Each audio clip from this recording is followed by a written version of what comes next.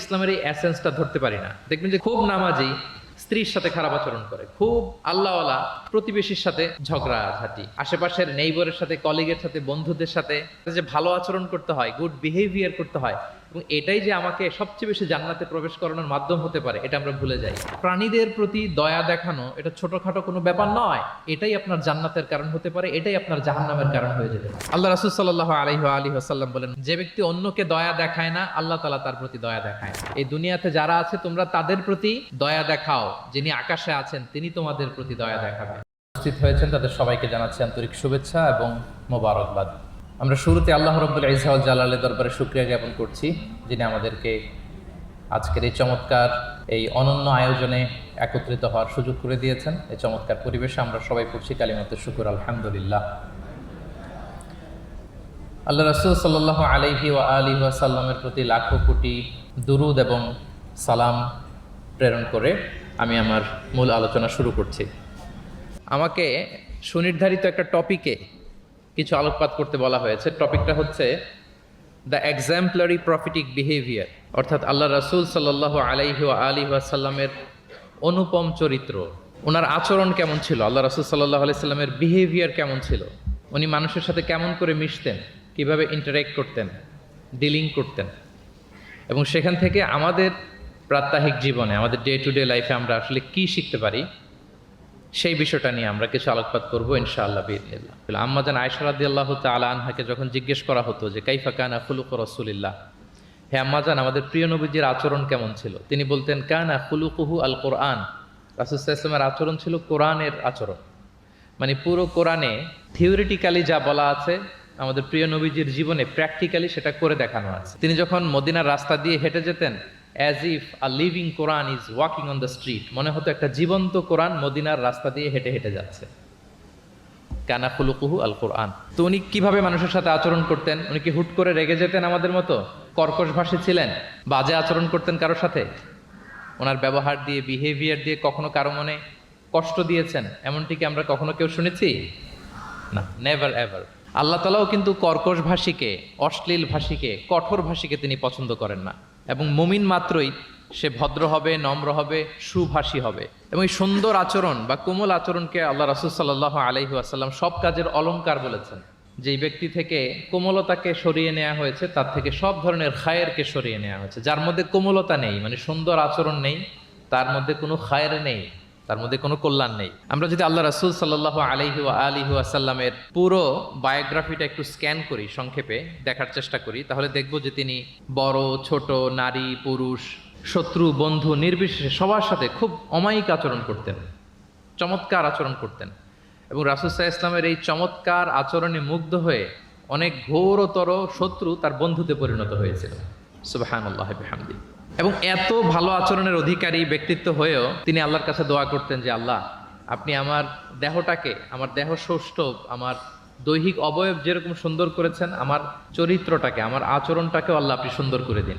এত সুন্দর আচরণের অধিকারী হওয়ার পরেও তিনি বলতেন আল্লাহুম্মা হাসসানতা খালকি ফাহাসসিন খুলুকি, মানে হে আল্লাহ, আপনি আমাকে দেখতে যেরকম সুন্দর বানিয়েছেন। আল্লাহ রাসূল সাল্লাল্লাহু আলাইহি ওয়াসাল্লামের চেয়েও দেখতে সুন্দর কোনো মহাপুরুষ কি পৃথিবীতে এসেছিল?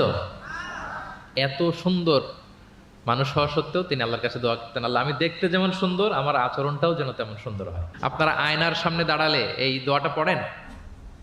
আয়নার সামনে দাঁড়িয়ে এই দোয়াটা পড়তে হয় যে আল্লাহুম্মা হাসসানতা খালকি ফাহাসসিন খুলুকি, আল্লাহ আমাকে দেখতে যেরকম সুন্দর বানিয়েছেন, আমার আচরণটাও আপনি সুন্দর করে দিন।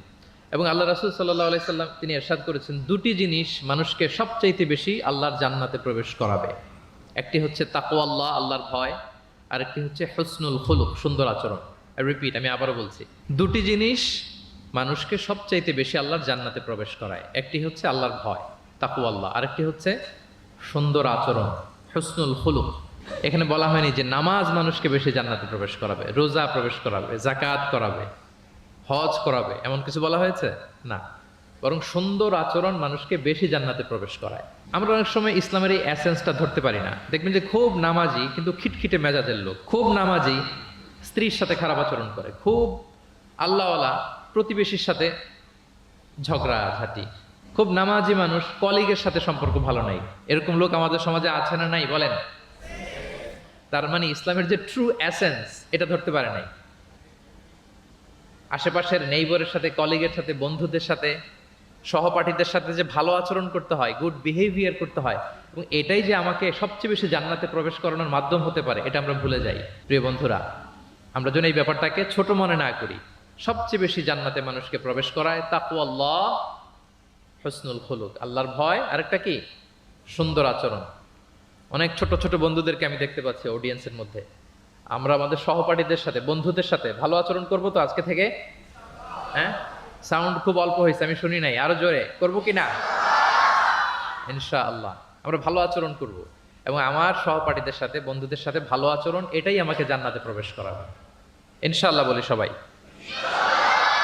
একটা চমৎকার হাদিস দিয়ে আমার মূল আলোচনা শুরু করি। আল্লাহ রাসূল সাল্লাল্লাহু আলাইহি ওয়া আলিহি ওয়াসাল্লাম তিনি বলেন, আনা যাঈমুন বিবাইতিন ফি রাবাদিল জান্নাতি লিমান তারাকাল মিরাআ ওয়া ইন কানা মুহিক্কান। প্রিয় নবীজি বলেন যে আমি ওই ব্যক্তিকে জান্নাতের আঙ্গিনায় একটা ঘরের সুসংবাদ দেই যে তর্ক করার সময় নিজের সঠিক, সে হকের উপর আছে, এটা জেনেও সে তর্ক করে না। তর্ককে, আর্গুমেন্টকে, ডিবেটকে স্যাক্রিফাইস করে যে না আমি ঝগড়ায় যাব না, যদিও সেই সঠিক, এরকম স্যাক্রিফাইস যে করে জান্নাতের আঙ্গিনায়, তাকে আমি একটা ঘরের সুসংবাদ দেই। এরপর প্রিয় নবীজি বলছেন, অবি বাইতিন ফি ওয়াসাতিল জান্নাতি লিমান তারাকাল কাযিবা ওয়া ইন কানা মাজিহান। আর আমি ওই ব্যক্তিকে জান্নাতের মাঝামাঝি স্তরে একটা ঘরের সুসংবাদ দিচ্ছি যে ব্যক্তি কৌতুক করেও মিথ্যা বলে না। He was kidding, he was joking, but he never tells a lie. মজা করতেছে, জোক করতেছে, কিন্তু জোকের মধ্যেও সে কি করে না? মিথ্যা বলে না। তাকে জান্নাতের মাঝামাঝি স্তরে আমি একটা ঘরের গ্যারান্টি দিচ্ছি। এরপর আল্লাহ রাসূল সাল্লাল্লাহু আলাইহি ওয়াসাল্লাম বলতেছেন, ওয়াবি বাইতিন ফি আ'লাল জান্নাতি লিমান হাসানা খুলুকা। আর আমি এট দ্য ভেরি হাই, মানে পিক অফ দ্য প্যারাডাইস, জান্নাতের একেবারে সর্বোচ্চ স্তরে একটা বাসভবনের গ্যারান্টি ওই ব্যক্তিকে দেই যে অন্যের সাথে ভালো আচরণ করে। মানে হাসানা খুলুকা, যে তার চরিত্রটাকে সুন্দর করেছে, যার আচরণটাকে সুন্দর করেছে, যার আচরণটা অমায়িক আচরণ, মাধুর্যপূর্ণ আচরণ, ওই ব্যক্তিকে আমি at the highest peak of paradise, জান্নাতের সর্বোচ্চ চূড়ায় একটা বাসভবনের গ্যারান্টি দিচ্ছি। আল্লাহু আকবার। তাহলে আমার আশেপাশে যারা আছে তাদের সাথে ভালো আচরণ করা, গুড বিহেভিয়ার করা, এটা ছোটখাটো কোনো বিষয় নয়, এটা অনেক গুরুত্বপূর্ণ একটা বিষয়। কিন্তু আমরা অনেক সময় এটা গুরুত্বটা বুঝতে পারি না, এটাকে ছোট করে দেখি। তো সম্মানিত বন্ধুরা, আমরা দেখবো যে আমাদের প্রিয় নবীজি অন্যের সাথে কিভাবে আচরণ করেছেন, তিনি শিশুদের সাথে কিভাবে মিশেছেন, প্রাণীর প্রতি ওনার নবীজের আচরণ কেমন ছিল, শিশুদের সাথে কেমন ছিল, নারীদের সাথে কেমন ছিল, সাহাবাদের সাথে কেমন ছিল,